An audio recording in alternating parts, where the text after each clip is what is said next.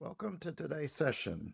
This is the first video in a series of videos around Claude AI for testing. So what we're going to do today is basically spend time in looking over Claude. If you're not familiar with how it works, what it looks like, we're going to do a deeper dive into that. So let's get started. So if you haven't logged in before, this is basically the screen that you're going to see. So Claude has several different types of components, and we are going to go through and review that today. So in general, it's got the Claude chat. So this is the screen that you see here is more around Claude chat. So it's very similar to ChatGPT and some of the other AI systems. You put in a question and you get a response back. Then we've got Claude Code. And Claude Code is a lot more appealing for the development and software community. So this is one of the main reasons why I've selected Claude as the tool that we're going to use as a part of this exercise. One of the activities that we're going to do as a part of this series is to actually create an application, vibe code it, if you will, using Claude and Claude Code. More to come on that. But if you're an automation engineer, for example, you can leverage Claude to help you debug or help you build your automation test. You can also basically connect it from Playwright, and you can integrate it with Claude as well. So it's pretty powerful from that perspective. And obviously, a lot of developers and testers use Claude Code for more technical things from that perspective. And then you also have Claude Cowork. So Cowork essentially will allow you to do a lot of different tasks and activities. So for example, if you wanted to file an expense report every month, which is what I have to do, I leverage Claude for that. If you have to create a timesheet, you can have Claude do that every day for you. So that is one example of how I use Claude Cowork for that. So it's pretty powerful to do task-related activities, especially ones that you want to repeat over and over again. It's very good from that perspective. I'm using a Mac, but you can use it on a Windows machine as well. Now we're going to dive into the pricing as it relates to some of this, because I know y'all will have questions in terms of what it looks like from a pricing perspective. So I currently use the Max plan, which is the one over here.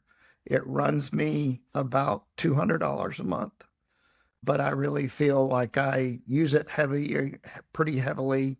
I was using the Pro plan before, but I was running into periodic usage limits that I have to wait until things became available. So that's why I decided to go to the Max plan. If you don't want to pay for the Max or Pro plan, you can pay for the free one. A lot of people start there, and there's nothing wrong with that. I do recommend you start with one of the lower tiers, and then you figure out if you need more. Then you can add more and increase from there as you work your way up. So that's in general the pricing of it from that perspective. So the next thing generally that you would do is you would sign up, select one of these plans, and then you would log in and have access. The next part of it that we're going to look at is essentially this is what it looks like in terms of on the web version. Now, you can also download the Claude desktop version, which is the one that I use, but we will talk through that in a minute. So if you look over here on the left side, obviously here you've got your standard window to ask any sort of questions from that perspective. And this has recently been redesigned, so things look a little bit different. They are always making updates to this, and the display may change from time to time, but here's generally what it looks like right now. So you can add a new chat over here. You can put in search. So if you want to search for something, you can see I've already got a lot of stuff in here that I can go quickly find and use the search. I do use that a lot because as you start building more and more chats, then, it's obviously harder to find things. The search feature is something that I use pretty heavily. Then one thing that Claude has recently done is they have added projects. So the reason why you want to use a project is because from time to time, especially as you're chatting and you're getting toward the end of the chat, it does reach a limit, right? But for example, for this activity that we're doing with all these modules and these videos, and then for the vibe coding part of it as well, I recommend that essentially you create projects as a part of it. So as you can see here, I have different projects here, but I do recommend that is done from that perspective. That link jumps you actually to a new screen for the Claude Code. I haven't really done a whole lot with this yet, but we will obviously be expanding in that area soon. So more to come there. And then, yeah, you can see your chat history all the way through there here. And then if you click down here, you'll see there's connectivity, obviously in QA. We leverage Excel, PowerPoint, and Word. So there's integrations to that.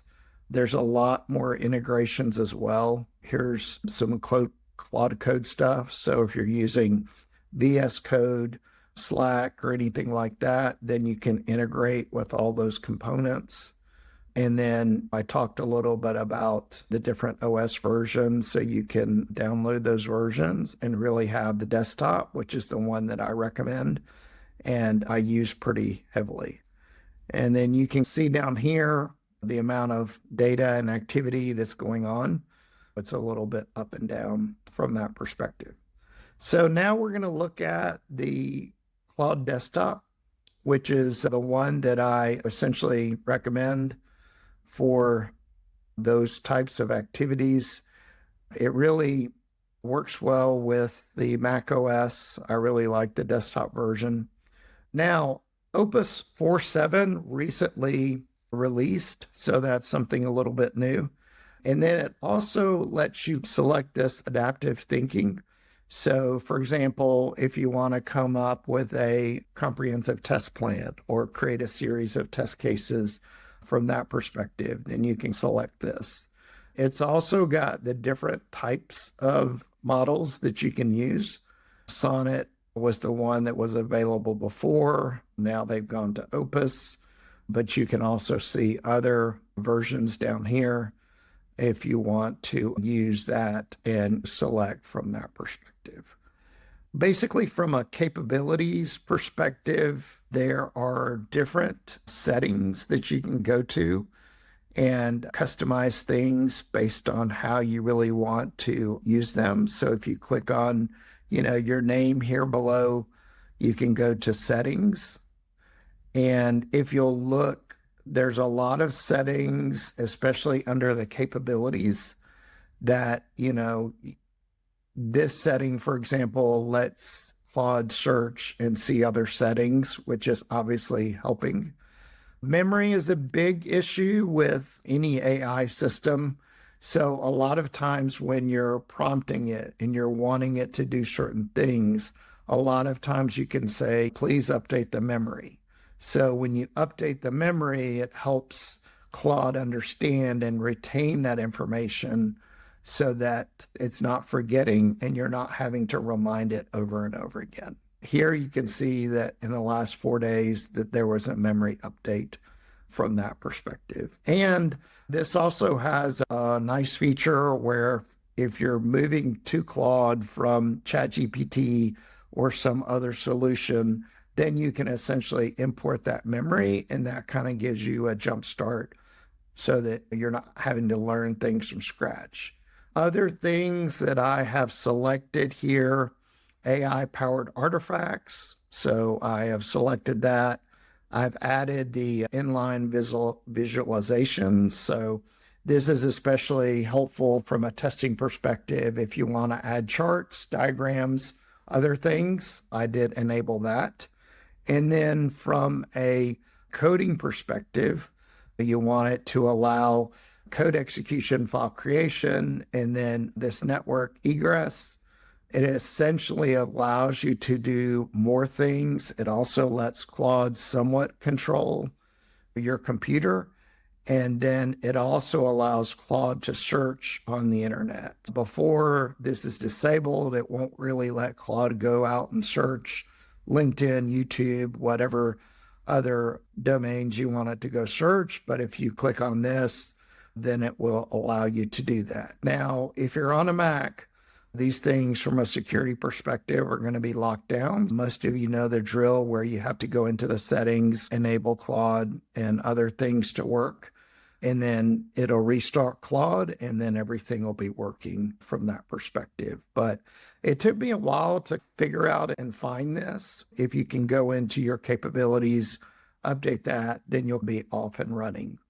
And then another thing that I use is the Claude in Chrome. It essentially lets Claude control the Chrome browser, and it'll let it do different tasks. Search your email, post a video, whatever it may be. It'll allow a plugin that you install for Chrome, and then that is essentially connected into Claude. So you can create different commands and different things in Claude and then let it do whatever task from that perspective.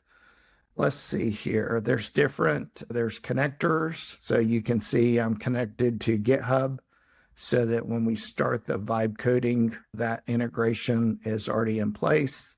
The Claude in Chrome, you see that there. You can configure it. But a lot of people have it connected to Gmail, Calendar, Google Drive, WordPress. I do have a WordPress site, so at some point I do want it to connect there and basically publish content on the WordPress site. And then Google Drive, if you have that, just have a lot of documentation, other things that you want to create as a part of this project. I'll be publishing things on Google Drive and other things so that everybody can access it. So that one will definitely be used from that perspective.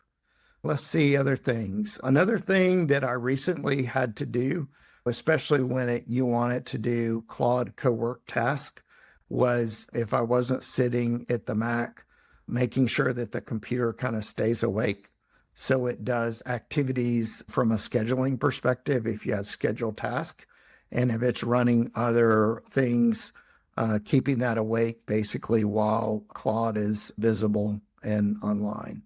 Browser actions. So this is another one that kind of relates to the Claude Chrome plugin.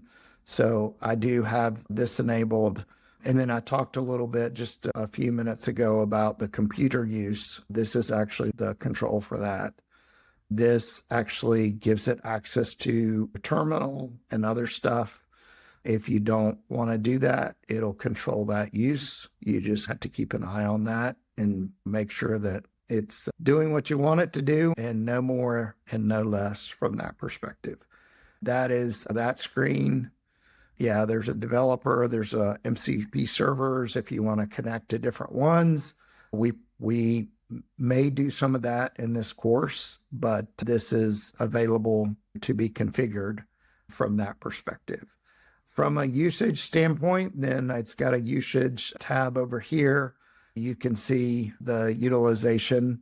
Basically on the max plan, my utilization is really pretty low at the moment.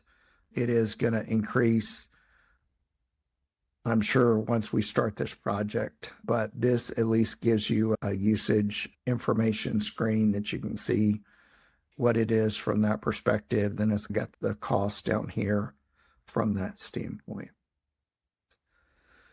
Yeah, here's just a general tab. A lot of times it'll say, hey, Ron, what do you want to do today? But you can change this to whatever you want it to be called. There's additional information. I haven't filled out a lot of this stuff at this point, but I do like to use the dark mode. I know a lot of people in IT do, but you can switch it from dark to light to somewhere in between if you want. And so, yeah, here's some of the other settings with the background, font size, whatever you want to do from that perspective. So I think this is a good intro first video. If you haven't used Claude before, then hopefully this information has been helpful. And I will continue on this series. Obviously, if you're familiar with Claude, then you could just skip this video. But yeah, I look forward to seeing you in the next video. And what we're going to start to do there is we need to figure out, we're going to build the vibe code application. We'll probably talk a little bit about gathering, creating requirements, things of that nature. And then all of that is going to blend in through the testing process. So we're basically going to take it from the very beginning, working together throughout these series of videos, and really take it all the way to the end. And we'll look at things like, toward the end, we'll look at how can we get the leadership to buy into using AI. We'll talk a lot about reporting from that perspective. So what are your results? What do things look like? We will also look at building a roadmap of where I think most organizations need to go from that perspective. And then we will also look at AI agents, figuring out how do we use agents and what does that look like from a testing perspective. So I'm looking forward to the series. I hope that we'll get a lot out of it. The series is probably going to have somewhere around 30 videos, so that we'll cover a lot of things from a testing perspective. And I'm hoping by the end, we'll all be a lot stronger with Claude and we can leverage it for our day-to-day testing activities. Yeah, I look forward to it. If you would like and subscribe to my channel, I would greatly appreciate it. And we will see you in the next video. Thank you. Bye.